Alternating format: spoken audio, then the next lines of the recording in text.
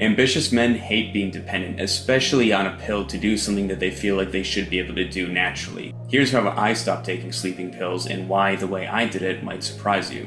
Now real quick, I'm not a medical professional. What I'm sharing here is only relevant until after your doctor gives you the go-ahead to reduce or stop your medication, whether that's cold turkey or by tapering off. This is about what happens next. So let's say that your doctor says that it's fine to start going off these meds. Now what?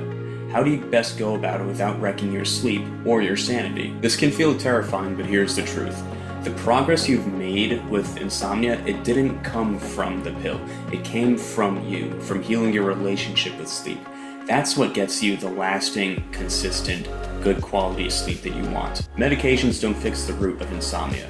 The real issue? The fear of being awake, or sometimes any intense negative emotions around losing sleep. The fear is what keeps us stuck, not the medication. And look, sleep meds are not evil. They usually don't make insomnia worse. So unless the sleep meds are a real burden in your life, there's no real need to rush the process. The only time that there's any real urgency to dropping the meds sooner rather than later is if the medication is causing a big obstacle in your life, whether it's cost or maybe it's some sort of terrible side effects. In that case, yeah, it makes sense to move forward with your doctor's approval. When I got the green light to taper off my medication, I didn't overthink it. I didn't really plan for it. My doctor suggested a gradual reduction to avoid withdrawal, not because it would help me sleep better. And one night I just so happened to be getting ready for bed and thought, what the hell, I'll just take a little bit less tonight.